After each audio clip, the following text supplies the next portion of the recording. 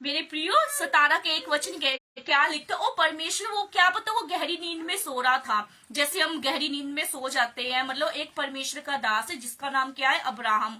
वो गहरी नींद में सो रहा था, तो परमेश्वर उसके सपने में आए कि परमेश्वर उसको बोल रहे हैं अब्राहम को कि अब्राहम मेरी उपस्थिति में चल और तू सिद्ध होता जा। हमें परमेश्वर की उपस्थिति में कैसे बढ़ना है मेरे प्रियो, हमने परमेश्वर की उपस्थिति में कैसे बढ़ना है, इसका पहला क्वेश्चन है, हमें परमेश्वर के साथ वक्त बिताना है। हालेलुया। परमेश्वर की उपस्थिति में क्या है, परमेश्वर की उपस्थिति में छुटकारा है, परमेश्वर की उपस्थिति में चंगाई है, परमेश्वर की उपस्थिति में रिहाई है। मेरे प्रियो, सबसे पहले हमने परमेश्वर की प्रेजेंस में हमने क्या करना है, समय बिताना है। समय बिताना बहुत जरूरी है। हालेलुया। कौन कौन परमेश्वर की उपस्थिति में समय बिताता है? चाहे आधा घंटा हो चाहे घंटा हो। मैं विश्वास करती हूँ परमेश्वर जब यीशु मसीह चेलों को बोल रहे थे कि क्या तुम मेरे लिए एक घड़ी घंटा नहीं जाग सकते, कि तुम मेरे लिए क्या करो, प्रार्थना करो, मेरी उपस्थिति में बैठ। तो परमेश्वर इस वचन में कहते हैं मत्ती की पुस्तक में कि वो चेलों को बोल रहे कि एक घंटा एक घड़ी तुम मेरे लिए क्या है, जागना है। यही विश्वासी एक घंटा प्रार्थना करे, क्या परमेश्वर उसके जीवन में बात करेगा। जैसे परमेश्वर के दास अब्राहम के जीवन में परमेश्वर ने बातें की, तो हमने क्या करना, परमेश्वर की उपस्थिति मेरे प्रियो बहुत हमें सुकून मिलता है। परमेश्वर की उपस्थिति में हम बीमार नहीं रहते, परमेश्वर की उपस्थिति में हम परमेश्वर के साथ समय बिताते हैं। एक अच्छा रिलेशनशिप, एक अच्छा गहरा रिश्ता है। जब हम देखते हैं हमारा कोई, मैं एक एग्जांपल बताती हूँ, जैसे मान लो मेरी एक फ्रेंड है, मैं उसके साथ क्या है, उसके साथ मेरा क्लोज रिश्ता है, मैं उसके वो मेरे अपने दिल की बात मेरे आगे शेयर करती है। उसी प्रकार मेरे प्रियो परमेश्वर के सामने हम अपनी बातों को क्या करना है, शेयर करना है। परमेश्वर अपनी मन की बातों परमेश्वर के आगे खोलकर बताना है। जिਵੇਂ परमेश्वर का दास दाऊद है, वो अपने मन की बातें किसके सामने प्रकट करता था?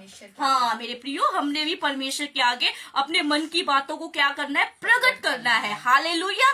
इसी प्रकार परमेश्वर का दास भी अब्राहम परमेश्वर के साथ समय बिताता था, क्योंकि समय बिताना बहुत जरूरी है। सचमुच डैनियल परमेश्वर का दास है, वो क्या है, वो परमेश्वर के आगे क्या करता था, समय बिताता था, उसकी उपस्थिति में रहता था, उसके साथ परमेश्वर के साथ वो लिपटा रहता था। हमने भी परमेश्वर की उपस्थिति में क्या करना, लिपटना है, परमेश्वर को गले लगाना है। तू मेरी आत्मा में आ परमेश्वर, वो सचमुच वो आपके सामने है मेरे प्रियो। अगर आप अकेले रूम में बैठकर आप प्रार्थना करोगे मेरे प्रियो, परमेश्वर सामने आपकी आत्मा में आ चुकेगा और आपके दिल के दरवाजे पर खटखटा रहा है, हे मेरी बेटी तू द्वार को खोल, मैं तेरे आगे तेरे दिल में आना चाहता हूँ, मैं तेरी आत्मा से बात करना चाहता हूँ मेरे प्रियो। तो वचन क्या कहता है मेरे प्रियो, क्या कहता है इसमें, मेरी उपस्थिति में चल और सिद्ध होता जा। हमने निरंतर परमेश्वर की हजूरी में बैठना है, परमेश्वर के साथ समय बिताना है, क्योंकि वचन भी लिखा जो सर्वशक्तिमान की छाया में बैठा रहेगा वो सर्वशक्तिमान की छाया में क्या पाएगा, ठिकाना पाएगा, उसके सामने उपस्थिति में वो ठहरा रहेगा। मेरे प्रियो ये वचन आपके सामने परमेश्वर बोल रहे, मेरे और आपको कह रहे कि आप मेरे साथ समय बिताओ। सचमुच हम एक वचन और देखेंगे, उसका निकालेंगे हम, निर्गमन की पुस्तक उसका 33 अध्याय, ऊपर लिखा है परमेश्वर की उपस्थिति का वचन। ये परमेश्वर किसको उपस्थिति का वचन दे रहे हैं? परमेश्वर का दास एक मूसा है। मूसा कहाँ था? सीनै पर्वत पर था। कहाँ पर था मेरे प्रियो? सीनै पर्वत पर। वो क्या कर रहा था? वो अपने इजरायली लोगों के लिए प्रार्थना कर रहा था, दुहाई दे रहा था कि मेरे लोग कहाँ पर फंसे हुए हैं, मिस्र देश में, मिस्र की गुलामी में फंसे हुए। तो वो सीनै पर्वत पर जाकर परमेश्वर की हजूरी में बैठकर 40 दिन 40 रात परमेश्वर की उपस्थिति में वो बैठा रहा। मेरे प्रियो,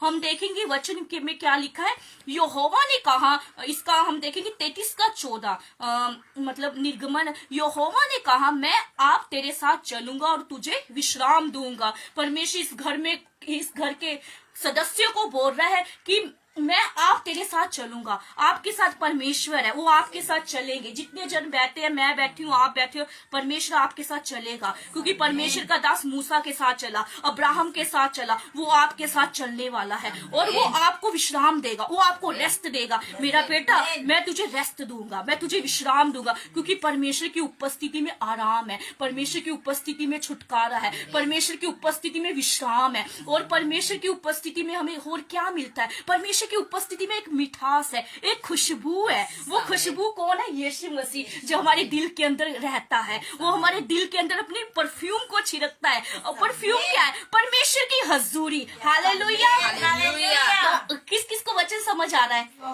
मैंने इतना वो नहीं किया, मतलब इतना डिफिकल्ट वचन नहीं है, बिल्कुल इजी वचन है। हालेलुया। तो हम अगला वचन देखेंगे। हालेलुया, इसका निर्गमन 33 का हम देखेंगे 18 वचन, 33 का 18। मूसा ने कहा मुझे अपना तेज दिखा दे। मूसा देखो परमेश्वर के सामने 40 दिन 40 रात परमेश्वर की हजूरी में बैठा रहा है। वो क्या है? परमेश्वर का एक अच्छा सेवक है सचमुच। और सब मनुष्यों के सामने वो एक नम्र स्वभाव का था। इस पृथ्वी के में रहने वाला वो सबसे नम्र स्वभाव का, दीन स्वभाव का क्या था? परमेश्वर का दास मूसा। हालेलुया। तो उस मूसा ने कहा मुझे अपना तेज दिखा दे। वो प्रभु से बातें कर रहा आमने सामने। प्रभु तो अपना फेस दिखा दे, अपना तेज दिखा दे, अपनी ग्लोरी को दिखा दे, अपनी महिमा को दिखा दो मेरे प्रियो।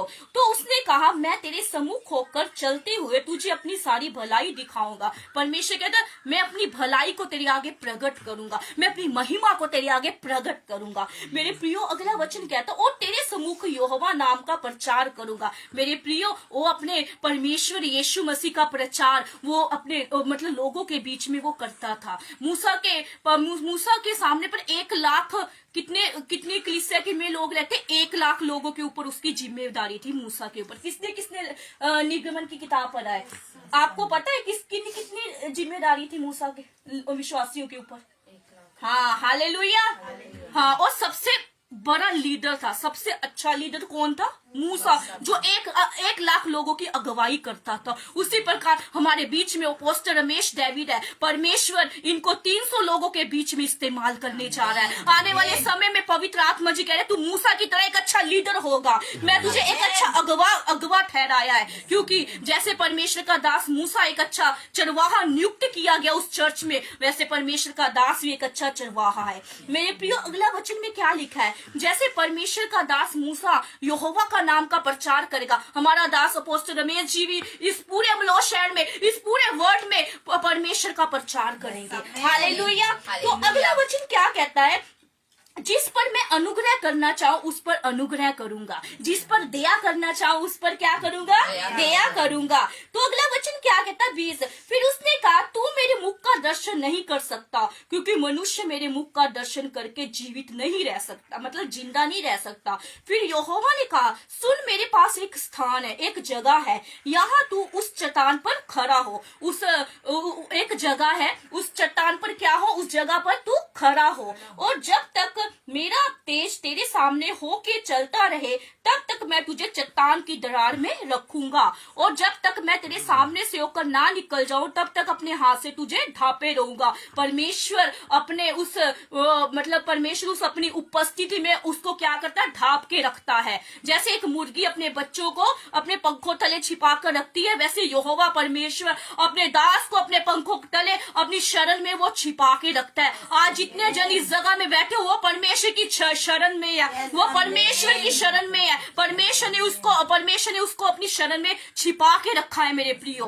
तो अगला वचन क्या कहता? फिर मैं अपना हाथ उठा लूंगा, तब तू मेरी पीठ का तो दर्शन पाएगा, परंतु मेरे मुख का दर्शन कभी नहीं पाएगा। सचमुच मेरे प्रियो वचन में लिखा है धन्य है जो परमेश्वर का प्रार्थना करते हैं। तो वचन में लिखा है धन्य है जो मुख का दर्शन पाएंगे, मतलब वो क्या होंगे? परमेश्वर को देखेंगे। तो यहाँ पर हम वचन में क्या देखते हैं? मत्ती की पुस्तक में ऐसा लिखा है धन्य वचन आशीष वचन में ऐसा लिखा है। तो निर्गमन की पुस्तक में ऐसा लिखा है परमेश्वर ने मूसा को बोला तू मेरे मुंह का दर्शन नहीं देख पाएगा। वो क्यों नहीं देख पाएगा? परमेश्वर के तू मेरी पीठ को देख सकता।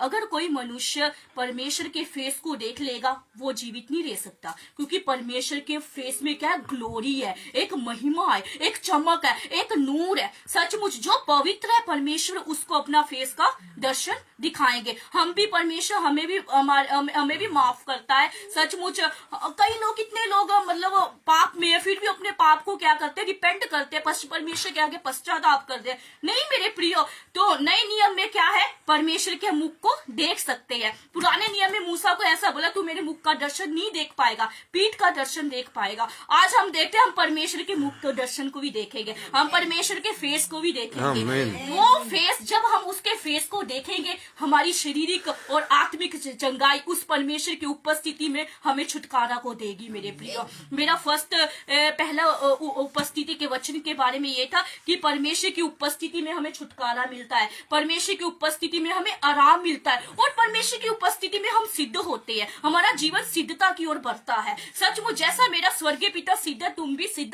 बनते जाओ। हमने कैसे सिद्ध बनना, अपने स्वभाव में, अपनी परमेश्वर की हजूरी में बैठकर, और अपने जीवन को क्या करना, सिद्ध करना है। वचन को पढ़कर हमारे जीवन को सिद्ध करना है, प्रार्थना में बैठकर अपने जीवन को सिद्ध करना है, आराधना में हम अपने वचन को अपने क्या करना, अपने जीवन को सिद्ध करना है, परफेक्ट करना है।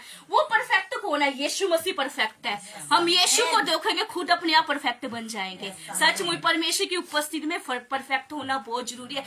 एक परमेश्वर की उपस्थिति में हमें क्या मिलती है, खुशबू मिलती है, एक परफ्यूम, एक आराम, इतनी अच्छी खुशबू आती है। एक परमेश्वर की उपस्थिति में हमें ऑयल मिलता है। ऑयल मतलब एक तेल होता है, परमेश्वर का एक मतलब तेल होता है। मतलब जब हम प्रार्थना में बैठते हैं ना, एक हमारे फेस में ऐसे ऐसे तेल निकलने लग जाता है। वो तेल क्या है, परमेश्वर की हजूरी है। सचमुच हम परमेश्वर की हजूरी में बैठना बहुत जरूरी है। सचमुच चाहे आधा घंटा बैठो, चाहे घंटा बैठो, जितने जन आपकी मन की इच्छा है उतना ही आप बैठो। परमेश्वर की उपस्थिति में परमेश्वर आपके फेस को चमकाएगा, और परमेश्वर की उपस्थिति में परमेश्वर आपकी घर की हर एक जरूरत को पूरा करेगा। सचमुच हमारी कोई भी प्रॉब्लम क्यों ना हो, वो परमेश्वर की उपस्थिति में बैठकर आप कहिए, प्रभु मेरी ये प्रॉब्लम है, मेरी प्रॉब्लम को दूर कर, तो परमेश्वर आपकी प्रॉब्लम को दूर करेगा। सचमुच ऑटोमेटिक आप सिद्ध होते जाओगे।